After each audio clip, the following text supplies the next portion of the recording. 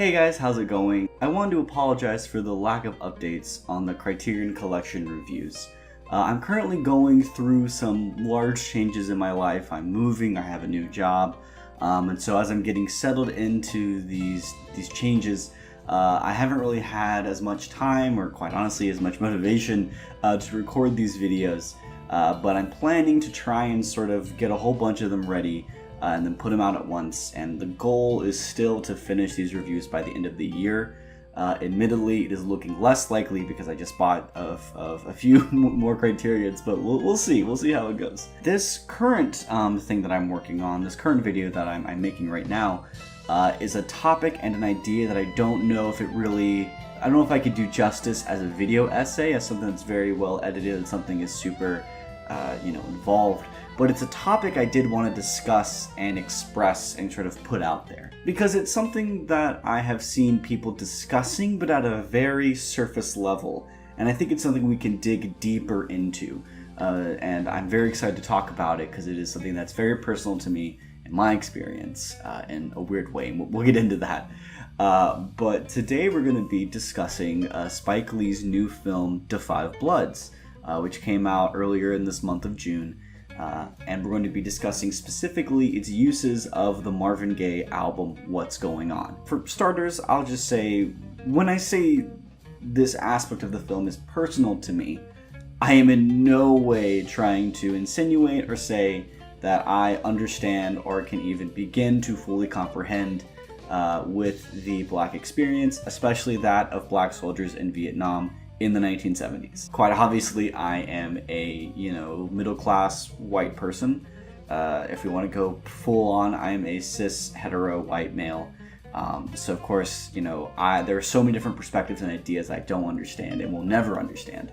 But this topic specifically, I think I have some connection with, in the sense that Marvin Gaye is one of, if not my favorite artists of all time. And I believe What's Going On is one of the greatest and most influential and important albums to ever be made. So whenever I hear Marvin Gaye's music in a film, I get very excited about it. And Da 5 Bloods was like a smorgasbord of intrigue, where once I noticed how often his music was being used and how it was being used, it was a field day for me. And I'm really excited to discuss this topic here in the video. But let's begin. For those that are unaware, Marvin Gaye was a very famous and very influential artist throughout the 60s, 70s, and 80s, where he began working with Motown, creating a lot of soul standards and classics. Ain't No Mountain High Enough, Heard It Through the Grapevine, just so many great songs, so many classics. And then in the late 60s, early 70s, Marvin Gaye was going through a lot of trouble. He was addicted to drugs, he was going through a messy divorce. One of Marvin's most famous collaborators, Tammy Terrell, had died of a brain tumor, and he was just in a very bad depression. At the same time, of course, America is going through the Vietnam War, and Marvin's brother was actually deployed into Vietnam and was sending Marvin letters detailing the horrors and atrocities he was seeing.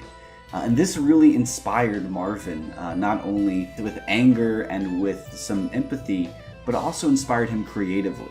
So once his brother returned from the war, Marvin took the letters they sent between each other and his stories and created an album about specifically soldiers in Vietnam and how America had changed, about all the horrors and atrocities and terrible things that were happening in the world at that time.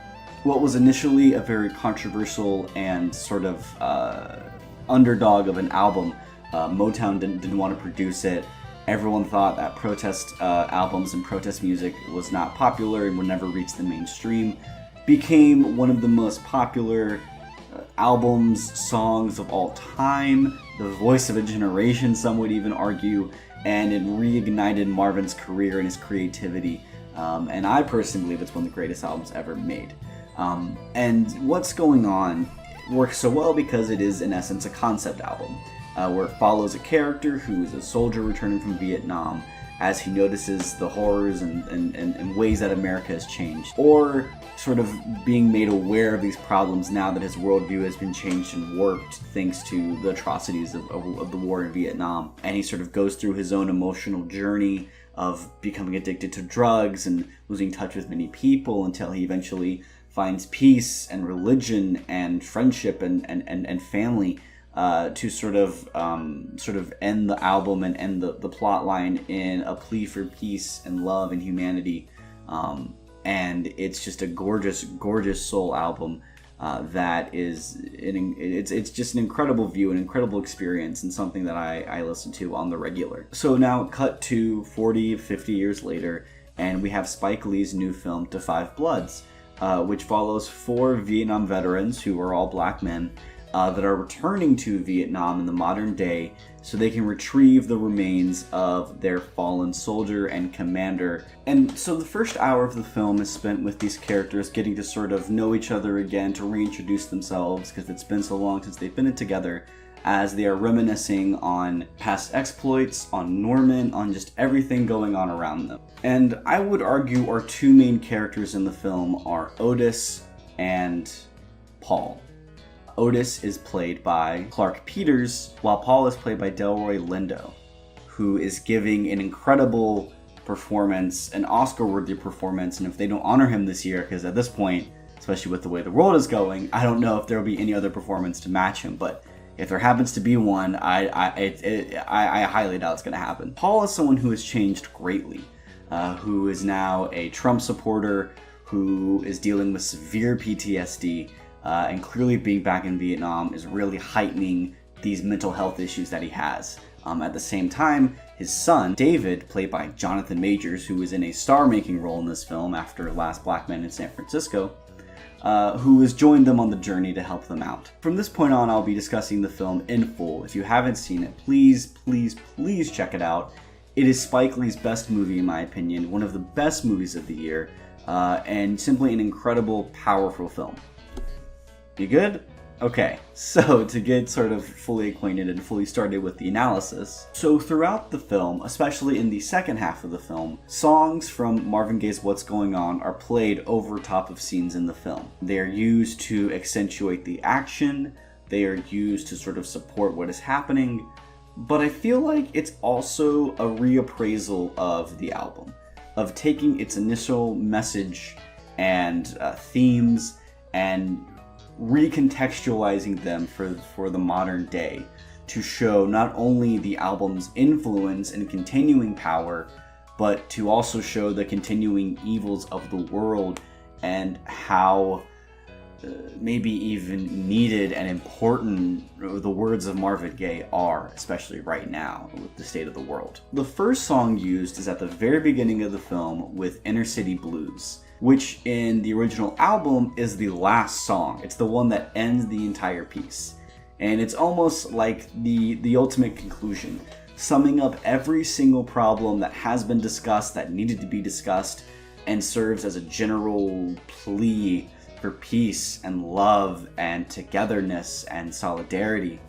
And this song is played over footage of a lot of protests, specifically protests by the Black Panthers and many civil rights groups trying to get black soldiers out of Vietnam. At the same time, they show the political unrest and situations that the Vietnamese were in and how they were sort of used in a similar way that black soldiers were, making this initial connection that is very powerful and important to the film. And I would say here, Inner City Blues is used to sort of mark the end of an era. Not only is it the end of the album, but it is the end of the Vietnam War. It is this sort of hopeful outlook that, hey, we got all these problems, we all see it, we all know they're there, but there's hope, you know? There's somewhere to go from here. We have a blueprint to work with.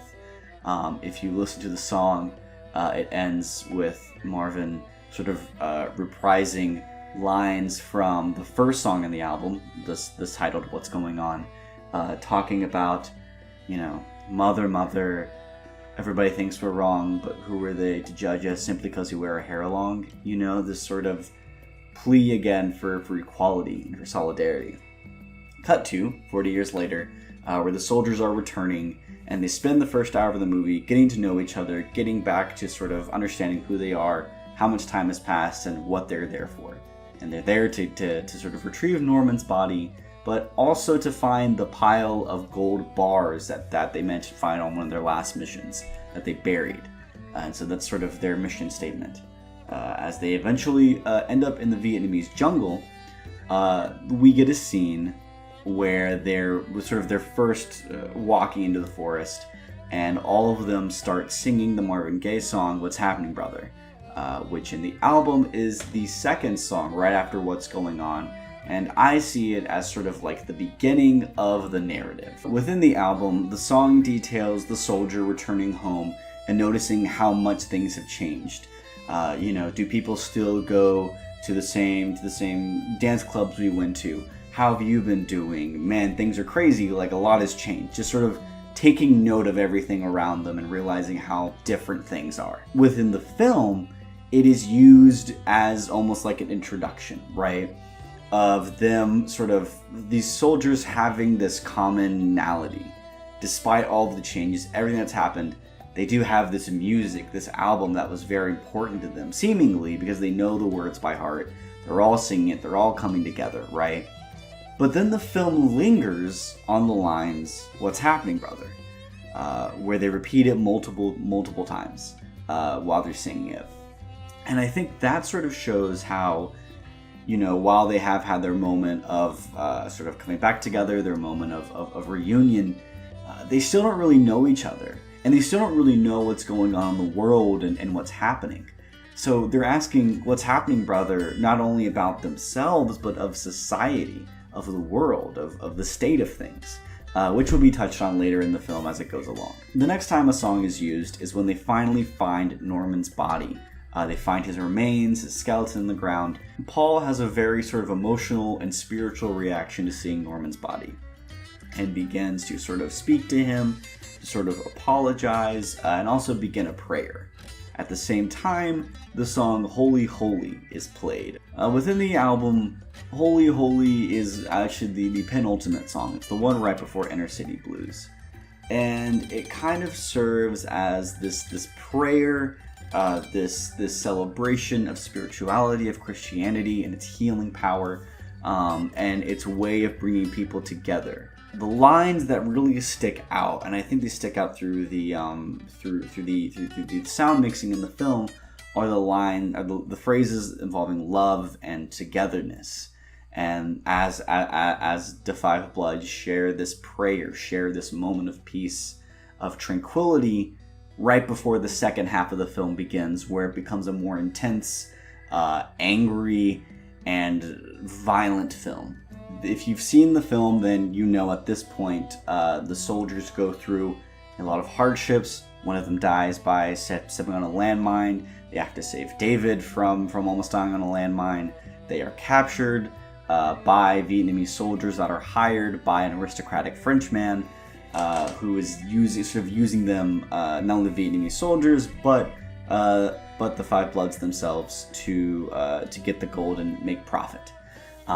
And they do have their own confrontation with the Vietnamese soldiers, end up killing a lot of them and being injured themselves. As they're all sort of reeling from this initial attack, Paul sort of goes into military mode. He, either through adrenaline, PTSD, all of his survival instincts return, and he begins to take charge of the situation, sort of losing sight of the initial mission, right? He no longer cares about preserving Norman's body. He cares more about getting the gold and sort of getting it out of there, seeing it as, this is his reparations, right? He is owed this. All of them are owed that. And his goal is to get that out of here. While he begins this speech and begins this planning, the song Flying High in a Friendly Sky begins to play, quietly, softly, sort of haunting the scene as you begin to see his train of thought and his way of thinking. Within the album, Flying High in a Friendly Sky is a song about drug addiction, specifically about the soldier using drugs, I believe specifically heroin, as a way to cope with the horrors of the world, understanding the negative effects it has, understanding how it's hurting him, but, loving and adoring that adrenaline, that rush, that high he feels. And I believe in this scene, it's highlighting how Paul is in his element, right? He spent a lot of his life with unchecked and undiagnosed PTSD, feeling a lot of remorse for what's happened, and now he's in his element. Now he's returning to what he knows. And this for him is a type of high. This destructive behavior is good for him. And it's the strongest, the most confident he's probably felt in decades. As we will later see in his monologues, his powerful monologues he makes towards the screen. But that song sort of accents the scene until they bring up having to save David, who's been shot in the leg. Paul looks to him and says that his son is a backstabber. And right when he says that, that's when the music stops. It is, that lack of solidarity. It's that end of that familial connection. One thing that I forgot to mention is that in the album, the song Save the Children follows directly after Flying High, and in fact it leads into it seamlessly, perfectly, and it's sort of a famous thing that the album does, where the songs seamlessly lead into each other. And while the song doesn't end at the exact point that it would have in the album, I still find it extremely interesting, that use and placement of the song, where Save the Children is meant to sort of be a plea to do better by the next generation, right? It is the idea of the soldier realizing how they need to sort of pull themselves up by their bootstraps and do better by the future. And that everybody in the world needs to do better by the children so that they can have a better tomorrow. While in this scene, Paul is giving up on David. Paul is blindly buying into his delusions, into his sort of self-preservation, instead of protecting his son, who could very well bleed out from this wound or even lose his leg because of it. A really interesting tidbit and connection, but I felt it was still worth bringing up. After this scene, Paul goes out on his own into the forest as the rest of the group decides they're going to sort of hold up in these ancient ruins to sort of have their last standoff with the Vietnamese soldiers. As they're all going their own way, as they're all sort of making their way through the jungle, a haunting and gorgeous a cappella version of What's Going On plays. A song that is meant to sort of be haunting, but also celebration of life, of sort of, it's almost like the elephant in the room, right? Where the song ends and begins with the sound of like a party going on. As this song sort of creeps in, it's the thought in the back of everyone's head of just what's going on with the Vietnam War, drug addiction, political corruption, everything. Just what is happening? What is going on? At the same time, this song is playing in the film over Paul running off on his own, trying to make his own way, as the other group sort of are still together, still in solidarity, supporting each other. Paul is on his own, and they're all sort of wondering what's going on, what's happened, how did we get here? And it's one of the most powerful moments in the film, and one of the greatest things Spike Lee has ever made, in my opinion. After a few more scenes and some very powerful monologues from Paul, where we sort of get a look into his warped mind, his mental health deteriorating, as we see his train of thought and his way of looking at things.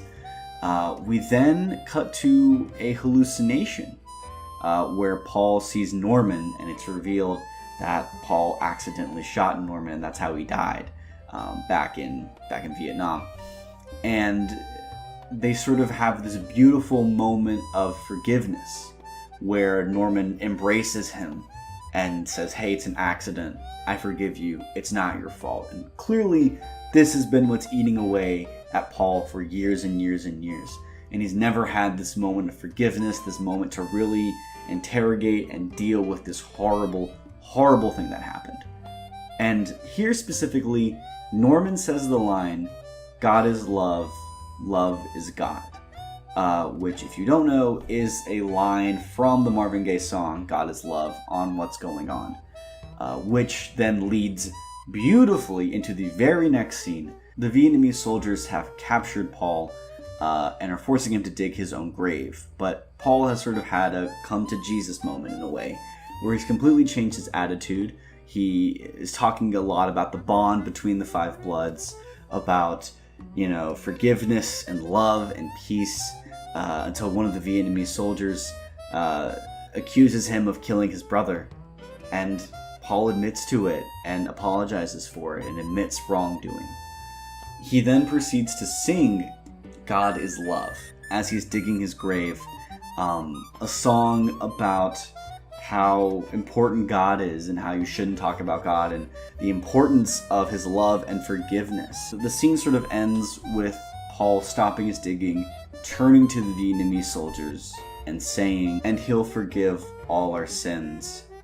To which the Vietnamese soldiers respond by gunning him down and leaving his body there to rot. It is a truly powerful moment, and one of the last times that a Marvin Gaye song is used in the film until the very end, or after the confrontation with the Vietnamese soldiers. The only survivors are Otis and David, where Otis returns to meet with his Vietnamese lover and his mixed daughter, with one of the last shots of the film being a dolly shot of the two of them sort of sliding towards the camera as the a cappella version of What's Going On reprises, and we end on a shot of the Five Bloods sort of posing for a photo. This final show of solidarity, of companionship, camaraderie, in the face of evil, in the face of all that is terrible, until the very last thing you see is the speech with Dr. Martin Luther King Jr. About sort of how we need to call for peace, how we need to sort of have a lot of love in the face of adversity, before ending with the final text line that Dr. Martin Luther King Jr. was murdered 1 year to the day of that speech. By juxtaposing What's Going On with this final Dr. King speech and text, I believe this is Spike Lee showing that while peace and love and solidarity is the goal, the fight for racial equality is not over. And that as long as the people in power are in power, which is a lot of racist white people who are either very aware of what they're doing or very unaware of how they are affecting marginalized people and sort of using them to fight against each other, to sort of for their own profit. The film's ultimate message and theme, I believe, is sort of a criticism and a showing of how European, American, white people in power use marginalized people in war, in society, in life, for their own profit, having them fight against each other and tell you that they're different and that there's no way they could be the same, despite having way more in common than they could ever imagine. And while Marvin Gaye's lyrics advocate for peace and for love and for togetherness, this fight is far from over. And the most horrific thing is that Marvin's lyrics are still relevant and powerful to this day. So why does Spike Lee use What's Going On in the film? Why does he sort of pick and choose these songs, place them out of order, and use them in such powerful emotional ways? There's an interview that Spike Lee did recently where he mentions the use of the song is sort of this universal connection between the soldiers, where that was the music they were listening to at the time, right? That was the album that they were listening to, they were into, that really spoke to them. But it also is sort of like it's an album that juxtaposes the action, where it's an album that is a plea for peace and for equality, played against a lot of violent and dismissive and divisive acts. But I think there might be a little bit more to it than that. It seems to me in the film that Marvin Gaye's album and his words are almost like a conscience, specifically for Paul, who at a certain point in the film, I feel like that's sort of what's going through his head. Whenever he's having a negative thought, whenever he is beginning to sort of dissent from the group, that is when the music plays, or whenever he is confronted with Norman and with Vietnam, the music plays in his head, I would argue. And it's sort of serving as the good conscience, as trying to lead him in the right direction, right? Those are the words he lives by, in the same way that he lives by the words and teachings of Norman back in their company. Of course, there is what's happening, brother, which is sort of them first entering the jungle, and maybe Paul being unsure about sort of everyone's allegiances and everyone's ties. You have Holy Holy, which is a religious song played over a religious prayer and spiritual moment. Flying high in a friendly sky, maybe a small part of his brain that understands that what's happening is bad and that it is a negative thing, that he shouldn't be falling prey to these emotions, until of course he completely breaks ties with them by calling his son a backstabber. The acapella What's Going On, the music is gone. It's just the voice speaking directly into Paul's head. Again, that good conscience, asking him what's going on, what has happened, why have you let this come to this? You know this is wrong. Why are you letting it go? And then once he has his come to Jesus moment, his moment of forgiveness, God is love, love is God, of course. He changes his tune. He understands the power of peace and forgiveness and solidarity and how it can heal people. But it's a message that he learns too late. It's something that he should have known his entire life and has probably been listening to this music for his entire life. But he never fully took it to heart until after decades of experience and hindsight were able to sort of bring it back to him. When Marvin Gaye's What's Going On originally came out, it was a plea for peace and solidarity and love. But most of all, it was meant to be a light in those dark times, where it is pointing out the atrocities, the terrible things happening around the world, and showing how much the world had changed and trying to process it. But it ends with that plea, right? It ends with, hey, if we come together, if we work together, we can make a better world. And that was back in 1971. And I think what Spike Lee is doing here, by showing just how powerful and relevant Marvin Gaye's words still are, to the point where they are used as a conscience for one of the main characters, it is showing how even worse and atrocious our world currently is. And he rearranges the songs and reuses them and takes them to a whole new level to show that new perspective, where rather than being a light, a guiding light of hope and solidarity, it sort of becomes a critique, a response, a mirror of the world, where no matter how hard people beg and plead the powers that be and society in general, these problems that we have are never fully forgiven, and it's a continuing fight that we would just have to keep repeating and repeating and repeating and living by until it gets through to some people's heads, quite honestly. Marvin Gaye is pleading throughout the film, make no mistake.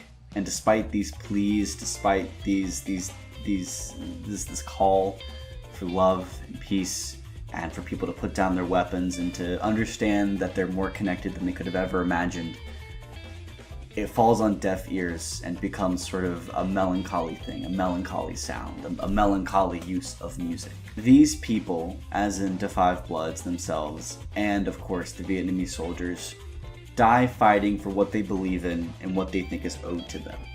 For the Five Bloods, it's the gold bars and Norman's body. For the Vietnamese, it's revenge. It's sort of the hurt that the American soldiers have caused. But none of them see the large picture because they're so pointed on this very primal and instinctual revenge that at the end of the day, it's the large corporations, it's the governments, it is, let's be honest, white people who are profiting from this, that are pitting them against each other. And no matter how hard people may plead, no matter how much people try to sort of get you to listen, sometimes you don't understand it until it's too late. And I think this speaks for a lot of people who don't fully understand the effects that society has and how it keeps people down and how it really messes with people until it's too late.